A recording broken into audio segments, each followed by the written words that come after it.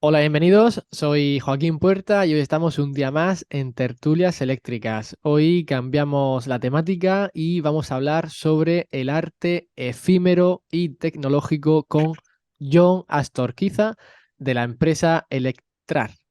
Bienvenido, John. Buenos días. Hola Joaquín, buenos días. Muchas gracias por contactarme para esta charla. Además, viernes es perfecto a estas horas ya para empezar a bajar el ritmo. Exactamente, ya para ir terminando la semana. Bueno, John, Exacto. pues yo también te doy las gracias por animarte a participar, por estar hoy con nosotros. Y nada, creo que lo que vamos a hablar hoy es algo que se desconoce muchas veces, ¿no? Porque estamos acostumbrados a ver muchos proyectos de arte efímero en las ciudades, en las grandes ciudades, en eventos importantes, y muchas veces pues desconocemos qué hay detrás de todos esos proyectos, ¿no? Y qué personas, qué empresas hay realizando ese tipo de efectos, cómo se crea ese concepto. Y bueno, pues a mí, que soy muy curioso de la parte de iluminación, me parecía interesante. Y por este motivo, pues te hice la invitación para que pasaras por aquí por el canal a comentarnos más sobre la parte de la iluminación en el arte efímero. Muy bien, encantado de estar con vosotros. Entonces, John, si quieres, si te parece, empezamos ya. La primera pregunta que te haría sería, ¿qué papel juega el diseño de iluminación en el arte efímero? Bueno, el arte efímero realmente es lo podemos llamar una forma de creación artística, ¿no? Es decir, es una disciplina que entra dentro del mundo del arte, que a lo largo de la historia tiene que ver con los diferentes medios que los artistas han utilizado, ¿no? En la creación artística. Es decir, el arte efímero tiene que ver con la naturaleza, porque la naturaleza no permite que una obra de arte creada en la naturaleza, por ejemplo, dure eternamente, ¿no? Entonces eso tiene que ver con el arte efímero, ¿no? El arte que tiene una duración determinada y que solo se puede disfrutar en un momento determinado, ¿no? Más allá de que los medios de grabación permitan, ¿no? Como puede ser, por ejemplo, en la época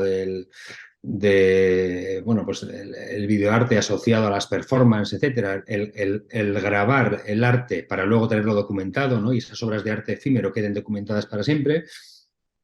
Eh, y a lo largo del tiempo, como decía, los diferentes medios han permitido crear diferentes obras o tipologías de arte efímero, ¿no? A lo largo de la historia. Con la llegada de los nuevos medios, con la llegada bueno, pues de las nuevas tecnologías, digamos que de alguna forma el uso de la unión entre arte y tecnología permite, ¿no? Permite a los artistas trabajar con estos nuevos medios tecnológicos a la hora de crear obras efímeras eh, que de alguna forma han roto, ¿no? La forma de entender el arte a lo largo del tiempo, ¿no? Pasando de una forma muy contemplativa dentro de los museos a últimamente, sobre todo, poder crear y poder disfrutar en otros entornos, como puede ser el propio entorno urbano, ¿no? O el propio entorno natural, en la que todo cambia, ¿no? Cambia el proceso de creación, cambia el proceso de producción de las obras y cambia el proceso de exhibición, ¿no? Entonces, todos los agentes que intervienen en ese aspecto, desde los artistas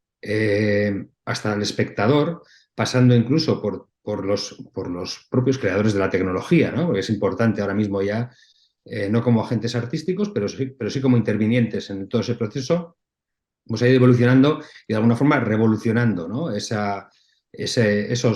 medios a la hora de creación.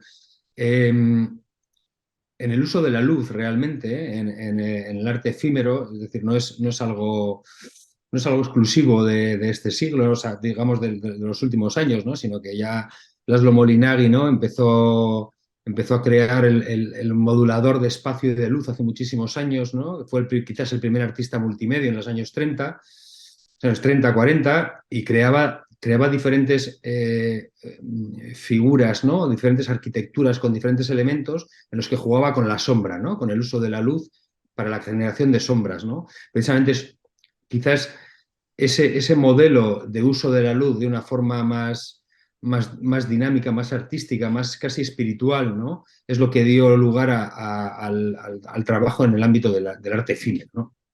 A raíz de ahí, de alguna forma, a raíz de ese momento, la luz se ha podido utilizar de diferentes formas como medio de crear pues, instalaciones de una duración muy corta, ¿no? Más allá del propio uso de la luz para la iluminación general, ¿no? Ya sea arquitectónica, ya sea a la hora de embellecer o de destacar determinados elementos arquitectónicos, sino que en un momento dado tú puedes pasar por una ciudad y te puedes encontrar una obra de arte Claro. lumínica eh, que te sorprende porque no te la esperas y que te la pierdes si no te la encuentras. No sé si me explico. Totalmente, totalmente de acuerdo. En ese aspecto, la evolución de la tecnología LED de los últimos años y su control, ¿no? Con los diferentes sistemas que han ido surgiendo durante estos años, ha tenido una gran importancia, ¿no? En el desarrollo de este, o sobre todo las posibilidades que vosotros tenéis al realizar arte, ¿no? Con iluminación. Sí, realmente, o sea, a lo largo de la historia del mundo del arte ha habido muchas revoluciones, ¿no? La revolución de la fotografía y el cine, la revolución de Internet. Ahora está habiendo otras revoluciones relacionadas con las nuevas tecnologías como el Big Data, como la inteligencia artificial, pero desde luego el uso de la pantalla LED, que no deja de ser una evolución desde la época de la televisión, ¿no? Con el nacimiento de la televisión, porque al final un sistema, digamos, viene o nace de ese aspecto, ¿no? Ha permitido a los artistas, como dices, trabajar en el ámbito, sobre todo, del arte audiovisual, arte digital, arte lumínico, de una forma intensiva, ¿no?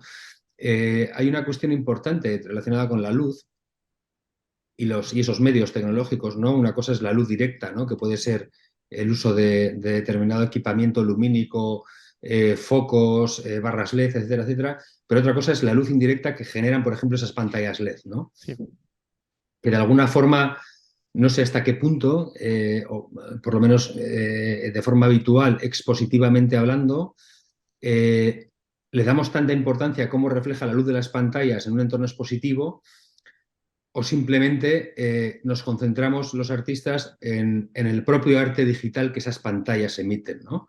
Ya sean esas pantallas a nivel expositivo en un museo o esas pantallas cómo afectan a nivel urbano, ¿no? A nivel de contaminación lumínica, incluso en el entorno urbano con tanta publicidad, con tanta pantalla LED, que como dices, la tecnología se ha empezado a abaratar muchísimo en ese sentido, es decir, ya es algo muy masivo, ¿no? El uso de esas pantallas LED en todos los entornos, en nuestros hogares, en los museos, en las tiendas, ¿no? A nivel de publicidad, a nivel de marketing, en los centros sí. comerciales, etcétera, etcétera, pero también en el propio espacio urbano, ¿no? Lo estamos viendo sobre todo ahora en muchísimas ciudades, ¿no?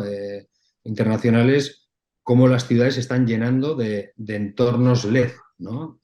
Que de alguna forma Totalmente. deberíamos, que de alguna forma deberíamos los gestores de todas esas pantallas, ¿no? Que habitualmente se utilizan sobre todo en el ámbito de la publicidad, de la gestión publicitaria, deberían concienciarse a la hora de realizar un uso que no genere una contaminación lumínica excesiva, ¿no? Quizás de una forma más emocional, más artística también, ¿no? Eso es. No, no, ahí estoy, en ese punto estoy totalmente de acuerdo.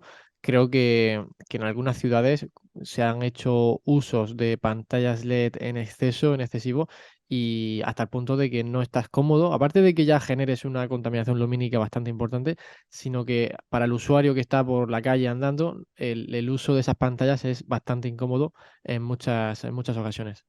Sí, hay un ejemplo además bastante bueno, que evidentemente en el imaginario visual que tenemos de las pantallas LED está Times Square, ¿verdad? Sí, Pues Times Square que puede ser un lugar emblemático para ir a visitar y porque, bueno, de alguna forma, a los que vamos a visitarlo en ese momento, que no lo vives en el día a día, no te molesta, ¿no? Porque tú lo ves y dices, bueno, está en Times Square, es como lo veían las películas, etcétera, sí, etcétera. Pero hubo un momento en el que en los propios gestores de las pantallas de Times Square empezaron a utilizar esas pantallas a nivel artístico, ¿no? En un primer momento empezaron a utilizar una única pantalla, dos pantallas, tres pantallas, y actualmente existe un programa artístico que si no recuerdo mal se llama Midnight Moment, en el que determinados momentos utilizan todas las pantallas de forma global y única, que pueden funcionar incluso como si fueran un único fotograma, eh, para cederlas a artistas que muestran todas sus obras, ¿no? Entonces de repente todo cambia, ¿no? Tú pasas a Times Square y en vez de tener esos impulsos continuos de publicidad, ya sea el teatro, musicales o publicidad pura y dura de anunciantes, te obliga a desconectar de ese ajetreo, ¿no? De esa tensión urbana y contemplar obras de arte en una arquitectura, en una enorme escultura formada por pantallas LED, ¿no? Es curioso, Sí, pero ese efecto hace que,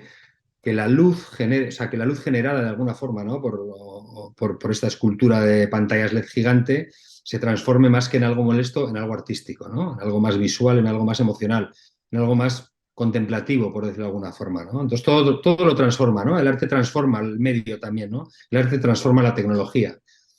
totalmente de acuerdo, ¿no? La verdad que es muy interesante lo que comentas de Times Square. Vale, John, pues la siguiente pregunta sería, en instalaciones efímeras, ¿qué uso se le da a la luz de forma diferente respecto a instalaciones permanentes? Bueno, la luz realmente, y dependiendo de la tecnología que se utilice, ¿no? Ya sea o el tipo de iluminación, el tipo de foco, es decir, si trabajas una iluminación permanente, como a veces nos suelen pedir, ¿no? Trabajar en la iluminación de edificios emblemáticos, de patrimonio, el objetivo principal realmente normalmente es el de destacar, ¿no? El edificio o el propio patrimonio, ¿no? Precisamente en ese entorno o en ese ámbito de trabajo creativo, las propias formas, ¿no? De la arquitectura es la que te va a marcar la tecnología que vas a utilizar y cómo vas a utilizar la luz, ¿no? En su momento, por ejemplo, eh, comenzamos un trabajo, antes te comentaba, iluminamos hace en el 2019 y que empezamos con el proyecto de iluminación de la Grúa Carola, que es patrimonio industrial de Vizcaya y es además un elemento expositivo museográfico del Lichas Museum en Bilbao, ¿no? Y que ha sido testigo de la transformación urbana que ha experimentado Bilbao en los últimos 40 o 45 años. Empezamos en un trabajo de iluminación que tenía que combinar las dos cosas, ¿no? Lo permanente y lo efímero, ¿no? Que es incluso hasta un extremo bastante más complejo, ¿no? Entonces, la grúa desaparecía en la noche, ¿no? La noche llega a Bilbao y la grúa, que es una enorme grúa de carga de color rojo, antiguamente no era roja, pero bueno, se pintó en su momento de rojo, de más de 60 metros de altura, en la noche en el paisaje desaparecía, ¿no? Entonces, si el objetivo es destacar, por ejemplo, en ese caso, la propia figura, que es hierro, es acero, o sea, pequeñas aristas de acero, enjambres de acero que se unen unas con otras, ¿no? Ahí tienes que trabajar desde iluminación muy, muy concentrada, digamos, en rayos, casi láser, ¿no? No es láser, pero sí ángulos de 4 grados, 10 grados, que iluminen aristas de más de 60 metros de altura, es decir, de una forma muy, casi milimétrica, ¿no? Por decirlo de alguna forma, ¿no? Sí, Y ahí vamos a entender un poquito la diferencia entre el uso en un tipo de trabajos y otros, ¿no? El objetivo es iluminar y destacar, embellecer, ¿no? En esa parte de iluminación permanente, vamos a llamar. En el ámbito de la iluminación efímera, trabajas la luz de una forma más emocional, más dramática quizás, ¿no? En ese mismo trabajo, realmente, además de crear una iluminación permanente para la Carola, que se ilumina todas las noches, creamos una instalación lumínica y sonora de una duración determinada, dinámica además, que se emite los fines de semana a una hora determinada, ¿no? Entonces es algo que si no estás allí te lo pierdes. Entonces utilizas la luz de forma normalmente más dramática, jugando en su caso con los volúmenes que aparecen, que desaparecen. La luz te ayuda normalmente a fijar la atención en cosas determinadas, a crear atmósferas únicas que te sacan del entorno en el que estás en ese momento, ¿no? Si estás en la ciudad en un momento determinado, tú sabes que estás en la ciudad, pero la luz te puede ayudar a a sacarte de guiarte. ese espacio en la sensación, ¿no? En la sensación visual y emocional en ese momento, ¿no? Eso es. Ahora, por ejemplo, en diciembre hemos creado una instalación que se llama Solsticio en el exterior del Palacio Euskalduna en Bilbao. Es un bosque metálico de árboles metálicos y de farolas que existe ahí desde el inicio, desde que se construyó el Palacio Euskalduna en ese entorno. Y realmente ya durante 2 años consecutivos en invierno le hemos dado vida al bosque a través de una instalación lumínica y sonora que de alguna forma eh, a nivel conceptual hace que el bosque cobre vida por la noche, cuando llega la noche, a través del uso de la luz. Pero claro, no es un encendido general de luz, sino que son paisajes visuales, escenas visuales que se van encadenando una a la otra a través del uso además de paisajes sonoros y que convierten ese espacio en una especie de refugio dentro de la ciudad, ¿no? En el que tú entras y realmente te desconectas del lugar físico real en el que estás y te lleva a otro entorno, ¿no? A A otro otro entorno más entorno. emocional, más artístico. Esa es la importancia, ¿no? Realmente en el uso de la luz, en la diferencia del uso de la luz arquitectónica, vamos a llamar, o en instalaciones permanentes, en exterior sobre todo, que es en lo que solemos trabajar nosotros, al uso de la luz en instalaciones efímeras, ¿no? En una de ellas quieres embellecer, en otra quieres emocionar. Claro. ¿No? Y para emocionar tienes que jugar con los sentimientos, tienes que jugar con las personas, ¿no? Porque realmente nosotros decimos algo, si hay algo que diferencia la tecnología, que me da igual que sea lumínica, que sea inteligencia artificial, que sea el Big Data, que sea un ordenador, una pantalla o un foco, si hay algo que nos diferencia a las máquinas, a la tecnología del ser humano, es que nosotros tenemos la capacidad de emocionarnos, ¿no? Eso Entonces, qué es. mejor que utilizar la tecnología como medio para emocionar. Es decir, la tecnología per se no emociona. Si instalas unos focos, en este caso, hablando de tecnología lumínica, si instalas unos focos para embellecer un edificio, es genial. Estás embelleciendo el patrimonio, estás embelleciendo la ciudad, pero no emociona. Pero en cambio, si utilizas esa misma tecnología para crear experiencias, eres capaz de emocionar, ¿no? Eres capaz de transmitir emociones a través del uso de la tecnología. Yo creo que ahí está Sí, la clave de la diferencia. combinar diferentes tecnologías para llegar a emocionar, no simplemente ubicar unos proyectores, unos bañadores de pared y ya está. Exacto, exacto. Y en ese sentido, además, cuando lo trabajas a nivel artístico, sobre todo en instalaciones, en esas instalaciones que podemos llamar efímeras en momentos determinados, que a veces dejan de convertirse efímeras porque un cliente te pide que esté durante determinado tiempo, durante un mes, por ejemplo, entonces ya no es efímero realmente, ¿no? Porque, o sea, lo efímero realmente es algo que dura muy poco tiempo, ¿no? Y que desaparece y que no vuelve a aparecer además. Y esa es la clave, ¿no? La belleza también que tiene, ¿no? Que si no estás te lo pierdes. Totalmente. Hay clientes que te piden, oye, quiero un paisaje efímero, pero además lo quiero emitir en bucle y quiero que esté un mes, ¿no? Entonces, bueno, deja Claro, de ser ya efímero como tal. pierde esa exclusividad de que si estás en el momento lo ves y si no, no lo vas a poder ver nunca más, esa Claro, exclusividad sino la que está pierdes. programado, ¿no? Pero bueno, tiene sentido. Al final las entidades culturales, lógicamente, quieren exhibiciones en las que el público puede ir a verlas, ¿no? O sea, Claro. otra cosa es cuando tú creas algo efímero digamos, artísticamente hablando, como colectivo, o como proyecto personal, por decirlo de alguna forma, y trabajas ese punto efímero que no te importa que no lo vea mucha gente, ¿no? Sino que es una experiencia artística pura y dura. Luego la puedes documentar audiovisualmente o fotográficamente y ya está, ¿no? Por ejemplo, el año pasado, en ese mismo espacio, creamos también otro proyecto en el que dimos vida a ese bosque, ¿no? Que hablábamos, pero es una zona, para que te hagas una idea, situada alrededor de la ría de Bilbao y hay muchas corrientes de aire, ¿no? Entonces, nosotros trabajamos habitualmente con lo efímero con diferentes elementos, ¿no? Puede ser uno es la luz, otro puede ser el láser, otro puede ser la niebla, ¿vale? La niebla artificial, por decirlo de alguna forma, pero cuando trabajas en exteriores hay elementos que son muy complejos de dominar, ¿no? Y uno de ellos es el humo, es la niebla. Es decir, en un interior es controlable, pero cuando trabajas fuera, el aire se lo lleva, ¿no? Claro. En el inicio del proyecto no lo tuvimos tanto en cuenta y nos generó muchos problemas en el momento de la instalación, de decir, ostras, el láser con la niebla funciona, pero funciona cuando lo controlas.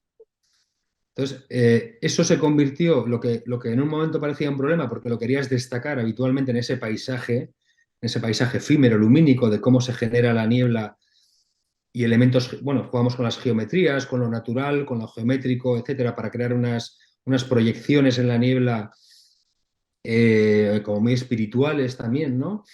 Pero de repente aparecían y desaparecían. Entonces sí que se convirtió en algo muy efímero, porque había gente que estaba por ahí, paseaba, no lo veía nunca, pero de repente te situabas en un momento determinado, las corrientes paraban y de repente aparecía, ¿no? Aparecía ese paisaje visual de la nada, ¿no? Creado a través de la niebla artificial en este caso y del láser, ¿no? Entonces, bueno, pues esa belleza te sorprende, ¿no? Cuando aparece, ¿no? Es clave, ¿no? Digamos, en ese uso, ¿no? Pues sí, no, totalmente de acuerdo. Yo, en cuanto a la técnica, qué aspectos técnicos sueles tener en cuenta cuando realizas ¿no? una instalación de arte efímero? qué aspectos técnicos, digamos, más centrándonos, ¿no? En la parte de, oye, ¿qué conceptos técnicos hay que tener en cuenta cuando realizas este tipo de proyectos, este tipo de instalaciones? Bueno, y todo depende, normalmente, habitualmente todo depende del espacio en el que vas a trabajar, ¿no? El espacio siempre es lo que más nos condiciona a la hora de crear una instalación. Habitualmente, los clientes, ya sean clientes del ámbito público o privado, te llaman para pedir una propuesta, ¿no? Te dicen, oye, John, queremos hacer una instalación de estas que hacéis. Además, muchas veces el planteamiento es este, ¿no? De estas que hacéis, o videomapping o tal. Muchas veces no saben ni lo que quieren sorprender a la gente, quieren un regalo a la ciudadanía, ¿no? Algo tecnológico, algo de los nuevos medios. Entonces, claro, lo primero que dices, ¿dónde quieres hacerlo? Claro, Dice, no, pues mira, tenemos este espacio en interior, tenemos este espacio en exterior. Entonces, lo primero es ir a ver el espacio. Es decir, nunca nos podemos permitir plantear un proyecto sin saber dónde se va a realizar. Porque el espacio es lo que te va a decir habitualmente, jo, aquí, aquí encajaría a la perfección un videomapping, a veces es muy evidente, ¿no? A veces te hablan de fachadas y claramente tienes en la mente ya rápidamente un videomapping, porque es lo que te pide el entorno visual, pero a veces el otro entorno te pide trabajar con luz, trabajar precisamente en estos paisajes más efímeros, más lumínicos, más emocionales. Y lo que haya físicamente, lo corpóreo que exista en ese espacio, es lo que te empieza a invitar a pensar qué tecnología puedes utilizar, dónde la puedes colocar, qué puedes hacer con ella, ¿no? Entonces, a veces nos ha pasado que hemos utilizado únicamente pues, focos, cabezas móviles, etcétera, etcétera, pero por ejemplo en el último proyecto este que te comentaba que hemos realizado, que desmontamos esta semana que entra, de la instalación Solsticio de luz y sonido, claramente vimos la posibilidad de utilizar barras LED, ¿no? Entonces, claro, de repente te viene un planteamiento, bueno, ¿dónde va a estar instalado esto? En este caso es un mes en Bilbao, en el exterior, ¿no? ¿Qué pasa en Bilbao? que Bueno, en llueve. Bilbao llueve habitualmente, en Bilbao hace frío, hay mucha humedad, en invierno son entornos complejos, Bilbao está cerca del mar, cuando trabajas incluso en instalaciones permanentes lumínicas, tienes que saber que la proximidad con el mar eh, tiende a corroer muchas veces determinados materiales. Entonces, todo esto es lo que te obliga a plantearte un proyecto y a elegir una tecnología concreta u otra, ¿no? Entonces, a partir de ese momento buscas proveedores. Saber quién me puede proveer de este tipo de luminaria que va a estar permanente, por ejemplo, en el caso de la grúa, en una grúa y que tiene que tener una duración determinada, tiene que funcionar continuamente todos los días, pero que tiene que tener unos niveles de durabilidad eh, probado en entornos extremos muchas veces, ¿no? Porque Bilbao no es un entorno extremo, pero sí que es cierto que tiene que valer para eso, ¿no? Por ejemplo, eso nos obliga a, a tantear lo que hay en el mercado que ya funciona como tal, que ya es un producto, pero en otros casos, como esta instalación en el Palacio de Euskalduna, tuvimos que crear equipamiento a medida para el espacio, ¿vale? Tenemos que crear casi 550 metros de barras LED de diferentes tamaños, porque las ramas de los árboles metálicos Son tienen diferentes, ¿no? diferentes longitudes. Entonces dices, bueno, ¿qué se puede hacer aquí, no? A veces, normalmente cuando planteamos un proyecto de este tipo, se nos va la cabeza planteándolo, ¿no? Pero es la clave también, porque si tienes un punto de mira muy corto, al final te quedas en algo que puede ser que no llegues a lo que quieres transmitir, ¿no? Claro. Entonces, para nosotros es importante estos proyectos que nosotros planteamos, nosotros llamamos como proyectos muy locos, en el que planteas, no, y si ponemos 500 metros de barras LED, la gente dice, pero ¿cómo vas a poner 500 metros? Bueno, vamos, ¿por qué no, no? ¿Por qué no? ¿Por qué va a ser, por qué lo voy a poner solo en vertical si lo puedo poner en todas las ramas, por ejemplo, ¿no? Es decir, entonces, llegas hasta ese punto, hasta lo más alto, y a partir de ahí, sabiendo que se puede hacer, que es viable técnicamente, que es lo importante, ¿no? Porque estamos hablando de que no solo son 500 metros de barras LED, pero claro, no funcionan si las conectas nada más. Todo eso tiene que ir en base a determinados números de universos conectados a diferentes equipamientos que soportan X número de universos, etcétera, etcétera, que a su vez luego van conectados a un software de gestión de escenas visuales, ¿no? Que hay que programar, que hay que diseñar, etcétera, etcétera, ¿no? Entonces, la envergadura de todo el proyecto global te da al final qué es lo que te atreves a hacer, Eso es. ¿no? Pero es importante saber hasta dónde eres capaz de hacer, hasta dónde la tecnología te permite, sobre todo. ¿no? Entonces son muchas cosas las que entran dentro de la tecnología. No solo es lo que nosotros llamamos el hierro, ¿no? Porque la tecnología a veces le llamamos el hierro. No solo es el soporte y el foco LED, sino que es todo lo que hay detrás. Sí, no, Es, por ejemplo, es los grados de conectividad, apertura, súper importante en vuestro caso. exacto, es conectividad. Si necesitas conectar con fibra, con red, con HDMI, con etcétera, etcétera, ¿no? Es todo lo que soporta una infraestructura de una instalación de estas características, ¿no? Que es complejo, ¿no? Es bastante complejo. Entonces, No, para ello sí que es cierto que nosotros no trabajamos, es decir, nosotros venimos del mundo, vamos a llamar del mundo creativo, ¿vale? Pero sí que es cierto que somos personas bueno, nos hemos sabido adaptar al uso de las tecnologías de una forma natural, ¿no? Quizás no nacimos en una era muy tecnológica, pero nos han acompañado, los nacimientos de las diferentes tecnologías nos han acompañado a lo largo del tiempo y tenemos perfiles puramente artísticos, perfiles matemáticos, perfiles arquitectónicos, eh, gente a la que quizás no ha utilizado nunca una tecnología, por ejemplo, como realidad virtual, pero de repente le sueltas un software encima de la mesa y en un mes te lo está dominando, ¿no? Entonces, esto es importante para nosotros, ¿no? Lo multidisciplinar en el uso de las diferentes tecnologías para ser capaces de unirlas y crear experiencias diferentes, ¿no? De alguna forma. qué interesante. Luego, además, digamos que el uso de las tecnologías, el uso de la luz, el uso del arte, ¿no? A lo largo de la historia lo puedes enlazar a la pura experiencia artística, nada más, al placer de crear por crear, ¿no? Por generar emociones en las personas, en los visitantes, pero también puede entrar en otras disciplinas, ¿no? Que tienen que ver con lo que cada vez está más demandado en un turismo cultural en las ciudades, ¿no? El de atraer público a las ciudades a través de la unión entre el arte y la tecnología, ¿no? De la creación de experiencias emocionales en las ciudades, pero también puede servir, por ejemplo, ahora, por ejemplo, nosotros vamos a empezar un proyecto relacionado con el uso del arte digital. Y cuando hablo de arte digital, no me voy a querer ceñir nada más al uso de la creación artística para medios como pantallas LED, sino que también podemos trabajar otro tipo de trabajos artísticos como el lumínico, por ejemplo, para hospitales, ¿no? Para crear entornos que favorezcan al bienestar, ¿no? El En este caso, paciente. pacientes en atención hospitalaria, por ejemplo. Es un proyecto que estamos empezando este año y que vamos a intentar trabajar, digamos, en entornos hospitalarios ya para a lo largo del 2023, perdona, tener los primeros trabajos pilotos en hospitales, ¿no? Porque la luz transforma, es decir, la luz transforma el entorno y la luz transforma las sensaciones y las emociones de las personas, ¿no? Entonces, el uso de la luz es importante en la arquitectura, no solo para embellecer, sino para crear espacios amigables, ¿no? Es igual que en las ciudades también, ¿no? Es decir, el uso de la luz en las calles, ¿no? Es importante, ¿no? Igual que lo sonoro, ¿no? Igual que el uso de la sonoridad, ¿no? En los paisajes, ¿no? También ayudan a conectar con las personas de alguna forma, ¿no? Por decirlo de alguna forma, y que estas se sientan más a gusto, ¿no? En el propio entorno urbano y, ¿por qué no?, en los propios entornos hospitalarios, por ejemplo, ¿no? Es Sí. lo que llamamos la hibridación, ¿no? De las diferentes disciplinas, no solo artísticas, sino en otros ámbitos de la sociedad, ¿no? Ese aspecto es súper interesante.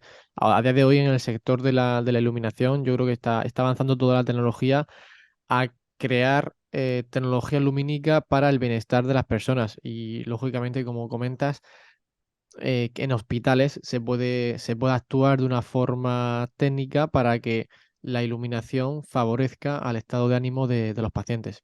Y eso es súper, Sí, súper además hay, interesante. hay ejemplos hay hospitales internacionales que están trabajando en este aspecto desde hace años, ¿verdad?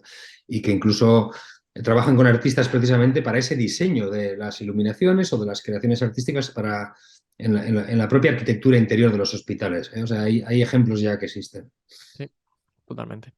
Vale, John, pues para terminar, tendría como última pregunta el papel que juega el espectador en este tipo de instalaciones. ¿Cuál es su papel? Bueno, el papel del espectador en el mundo del arte a lo largo de la historia ha sido absolutamente contemplativo, ¿no? Es decir, eh, todos hemos ido a museos, ¿no? Pero la realidad es que seguro que tenemos en la cabeza que cuando hemos ido a museos, cuando te acercas a una obra de arte, rápidamente te viene alguien y te llama la atención, ¿no? Y te dice, perdona, no te puedes acercar. Sí, No puedes pasar la raya que separa los 40, 50 centímetros de la pared donde está la obra de arte colgada, ¿no? Esta distancia que siempre ha habido entre el espectador y la obra de arte, museográficamente hablando, ¿no? Sobre todo en Europa, donde tenemos una gran tradición museística desde hace muchísimos años, pero una tradición museística eh, asociada precisamente a cómo nos han educado, en el que tenemos que tener esa experiencia en los museos, ¿no? Es decir, una experiencia de respeto, una experiencia distante a la obra de arte, porque no te puedes acercar a ella, porque no la puedes tocar. Yo he tenido experiencias incluso en museos en los que una escultura está expuesta en una esquina y no puedes dar la vuelta a la escultura. Cuando es un ámbito tridimensional, la tienes que contemplar desde digamos, de las tres partes, ¿no? Y te dice, ¿no? La gente que está en los museos de alguna forma guardando un poquito, que la gente guarde las distancias de las obras, te dice, no, no te puedes acercar a la escultura, no le puedes dar la vuelta, ¿no? Y dices, hombre, pero entonces, ¿para qué está, no? Entonces, los nuevos medios han traído esta rotura, de alguna forma, de cómo los visitantes se pueden y tienen que acercarse a una obra de arte, ¿no?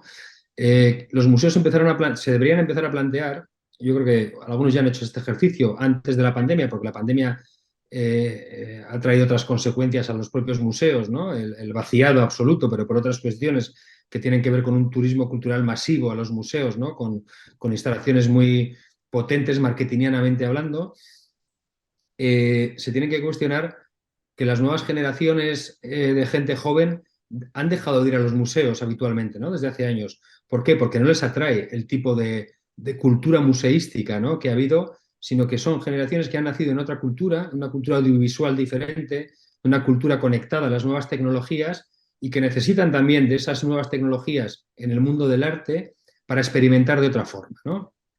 Entonces, llegan las nuevas tecnologías y las nuevas tecnologías te permiten crear obras de la misma forma contemplativas como antes, ¿no? Hay obras de arte digital enmarcadas, no en un marco, no en un marco como los cuadros, pero sí en una pantalla LED, ¿no? Que se contemplan de la misma forma que hemos contemplado una obra de arte en un museo, ¿no? Colgadas, etcétera, etcétera, solo que la propia obra tiene un dinamismo casi hipnótico muchas veces, ¿no? Que te permite contemplar una obra de arte digital en movimiento, pero sí que es cierto que a través del uso de sensores, ya sea de sensor de detección de movimiento, a través del uso de datos en tiempo real, a través del uso de cualquier otro tipo de sensores que captan datos relacionados con la presión atmosférica, con el uso con las partículas en el aire, etcétera, te permite crear obras dinámicas en base al uso de los datos, en base a la presencia de las personas.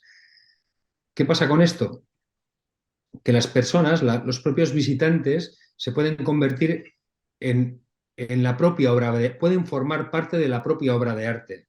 No sé si me explico, es sí, decir, totalmente de eh, acuerdo. a a través de la presencia de los artistas, o sea, perdón, a través de la presencia del público, la obra de arte entra en movimiento, Eso ¿no? es. Genera unos ritmos en base, por ejemplo, a la cantidad de gente que hay en un museo o en un espacio urbano, ¿no?